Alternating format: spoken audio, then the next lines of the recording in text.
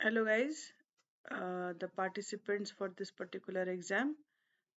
क्योंकि ये सीरीज हमने स्टार्ट कर दी है पेटेंट को लेकर, तो आज मैं फिर पेटेंट को डिस्कस करने जा रही हूँ।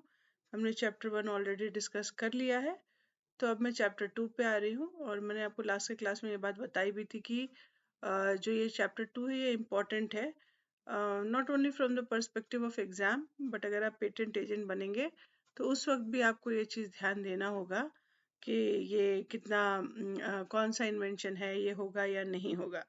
तो ये अभी नहीं हम लोग समझ रहे हैं कि किसको हम लोग पेटेंट करा सकते हैं। एक्चुअली चैप्टर 2 क्या है, जिसको हम पेटेंट नहीं करा सकते हैं। सो नॉट पेटेंटेबल चीज़ों को हम लोग यहाँ पर डिस्कस कर रहे हैं। तो सेक्शन 3 ऑफ चैप्टर 2 जो है, जो पेटेंट नहीं हो सकता है उनकी बात करता है। तो इसमें बहुत सारे टर्म्स हैं। उम्मीद है कि इससे एक दो क्वेश्चन ज़रूर आएंगे। स्पेशली जो ये सेक्शन 3D है ये बहुत इंपॉर्टेंट है। बट मैं ए से स्टार्ट करती हूँ।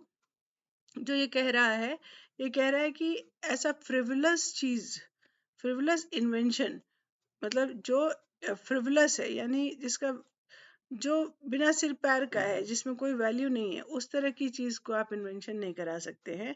या फिर कोई ऐसा क्लेम, अब वो तो इन्वेंशन अभी होगा या नहीं होगा ये तो बात की बात है, पर ऐसा कोई क्लेम जो नेचुरली इस्टेब्लिश थ्योरी है उसके अगेंस्ट जा रहा हो। For example, we know that there is gravitational pull, लेकिन कोई ऐसा इन्वेंशन बनाए जो कहे कि ग्रेविटेशनल पुल नहीं होता है या नहीं होगा, तो वो हम लोग नेचुरल लॉज के अगेंस्ट जाएगा और वो एक्सेप्टेबल नहीं होगा एज एन इन्वेंशन। बी कहता है कि जिसका the primary or intended use or commercial exploitation of which would be contrary to public order और morality। ठीक है, ये जैसे कुछ ऐसी चीज हो या ऐसा गन जो ह्यूमन बीइंग का आइज खराब कर दे, तो पब्लिक ऑर्डर या मोरालिटी के अगेंस्ट जाएगा। तो इस तरह की चीज जिसका कमर्शियल यूज करने पर आपका कुछ मतलब शांति भंग कर देगा समाज का, उसको हम लोग नहीं कर सकते। या फिर इन्वायरमेंट को या हेल्थ को जो इफेक्ट कर दे, ऐसी चीजों को हम इन्वेंशन के लिए या पेटेंट के लिए नहीं डाल सकते। तीसरा कहते हैं कि ये साइंटिफिक प्रिंसिपल ऑलरेडी अगर कुछ है, उसको आप सिर्फ डिस्कवर किए हैं, आपने इन्वेंट नहीं किया है, आपने डिस्कवर किया है। या फिर कोई ऐसी चीज जो ऑलरेडी जैसे एग्जिस्टेंस में है, कोई अगर ऐसा प्लांट जिससे उस प्लांट से मे बी आपका कुछ हीलिंग हो जाता हो और वो ऑलरेडी देर है, so you have just discovered it, है ना। प्लांट में ये प्रॉपर्टी है, ये ऐसे नहीं, प्लांट है ऑलरेडी और उसको आपने डिस्कवरी कर दी है, तो वो भी इन्वेंशन नहीं होगा। सेक्शन 3D एक इम्पॉर्टेंट है, इसलिए इम्पॉर्टेंट है, इसमें एक इम्पॉर्टेंट केस भी है नोवार्टिस का, Novartis versus union of India. अब इस तरह के केसेस जो होते हैं, जैसे आप पेटेंट को लेकर कई बार आप शब्द का इस्तेमाल सुनेंगे कि वो ब्लॉकबस्टर है। अब क्या है ब्लॉकबस्टर भाई, मतलब उन्होंने क्या किया है कि उसमें थोड़े से चेंजेस किए। जैसे एक प्रोसेस के थ्रू अगर वो बन रहा था, आपने थोड़ा सा प्रोसेस चेंज किया या उसमें आपने एक नया सब्सटेंस ऐड किया जो कि जस्ट एक सब्स्टिट्यूट सब्सटेंस है, कोई एक सॉल्ट है, सॉल्ट का ही वो दूसरा सब्स्टिट्यूट है, लाइक सोडियम का नहीं होके पोटेशियम का सॉल्ट है, तो वो उसको सिमिलर इफेक्ट देगा। तो वो करके हमने कह दिया कि भाई हमने प्रोसेस में चेंजेस कर दिया या फिर एक इन्वेंटिव स्टेप डाल दिया है और अब ये नया सब्सटेंस हो गया, अभी हम इसको नया पेटेंट कराएंगे। तो क्या हो गया, उन्होंने उसको ब्लॉकबस्टर बना दिया, यानी कि उसको उसका जो प्रोसेस है या प्रोडक्ट है, वो जो है वो कभी भी पब्लिक डोमेन में आ ही नहीं रहा है। तो ये सारी चीजों को रोकने के लिए सेक्शन 3D था, जो कि ये कहता है कि आप सिर्फ डाल दिए और उसके एफिकेसी में कोई इन्हांसमेंट नहीं हो रहा है।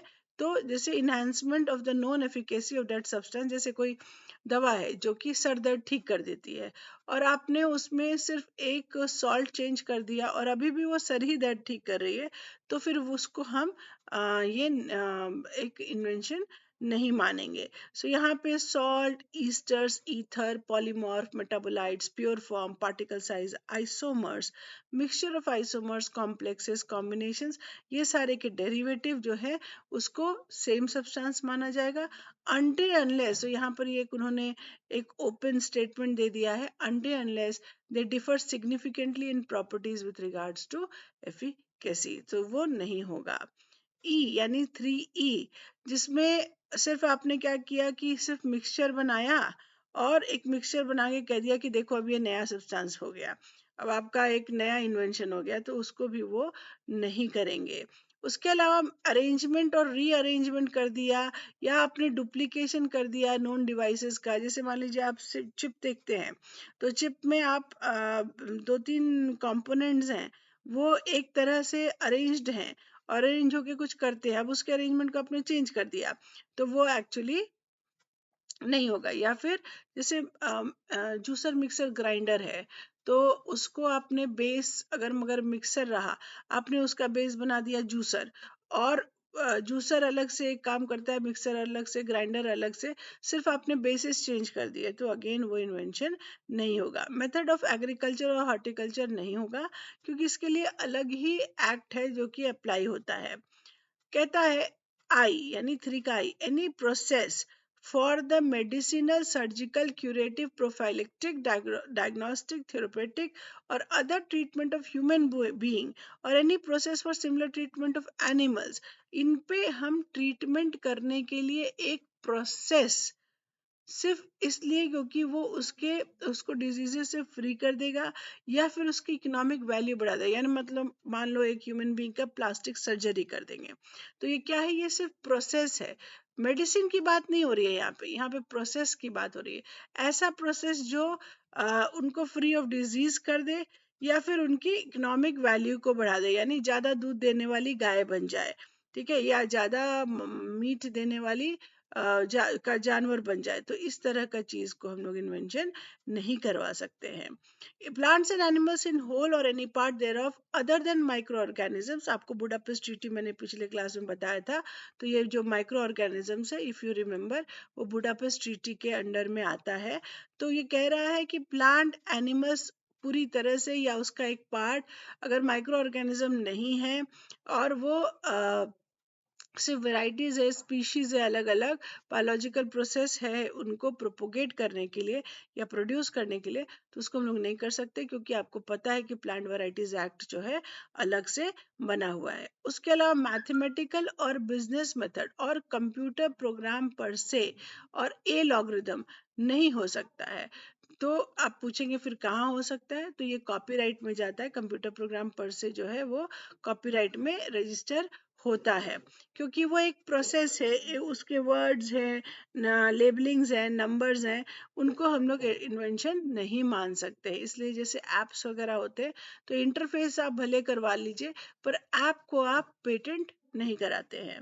या उसके कुछ मेथड है, जब हम लोग आगे की क्लासेस में सीखेंगे तो हम लोग ये समझेंगे कि कैसे उनका मतलब एप्स को हम लोग कैसे रजिस्टर करा सकते हैं।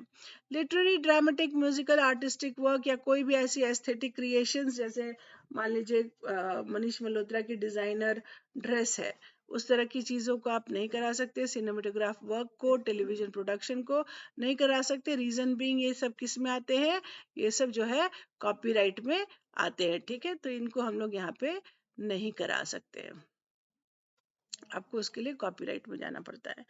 M. A mere scheme or rule or method of performing mental act or method of playing game.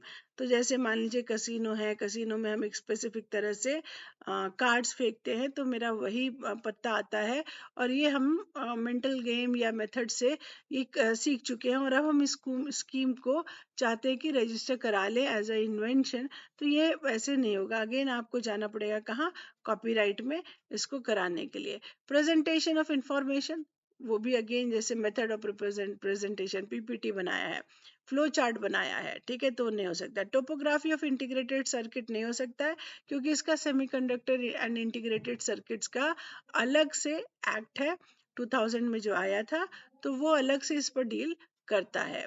Again invention which in effect is traditional knowledge. For example मुझे पता है कि हल्दी जो है वो कई तरह के घाव वगैरह पे लगाने के लिए यूज होता है, क्योंकि उसमें एंटी फंगल या वायरल प्रॉपर्टीज होती है। तो ये क्या है, ये ट्रेडिशनल नॉलेज है, मेरी दादी नानी को पता था। जैसे नीम भी, उसके भी कुछ मेडिसिनल प्रॉपर्टीज है, पर मेरी दादी नानी को पता था, यानी वो ट्रेडिशनल नॉलेज था। तो अदर से इसका टीकेडीएल करके वो जो है डेटाबेस होता है, उसमें हम लोग ट्रेडिशनल नॉलेज को डालते हैं और वो यहाँ इन्वेंशन के साथ उसको अटैच नहीं करते हैं। Inventions relating to atomic energy are not patentable, reason being कि ये जो है ये देश की सिक्योरिटी से रिलेटेड है। तो यहाँ पे ऑब्वियसली अगर एटॉमिक एनर्जी रिलेटेड आपने कोई इन्वेंशन किया है तो government will take over that particular invention, और वो आप पेटेंट कराने नहीं जा सकते हैं। उसके बाद का जो है, where only method or process of manufacturing patent is patentable, ये जो है ये हट गया था जब हमें अमेंडमेंट करना पड़ा था अंडर ट्रिप्स, क्योंकि ये हमारा एक मेजर ड्रॉबैक था कि हम जो है प्रोडक्ट पेटेंट कराते थे, प्रोसेस पेटेंट नहीं कराते थे। बट इसको हटा दिया गया है, इस पर भी हम लोग डिटेल में डिस्कशन लेटर ऑन करेंगे। So thank you so much. Now we are done with this particular topic. लेकिन आपको मैं रिक्वेस्ट करूंगी कि पेटेंट के लिए अगर आप और भी वीडियोस देखना चाहते हैं तो मुझे कमेंट बॉक्स में दीजिए ज़रूर कि पेटेंट से रिलेटेड आपको वीडियोस चाहिए, और I will continue with that. And please subscribe the channel so that मुझे मोटिवेशन उसके लिए मिलती रहे। Thank you.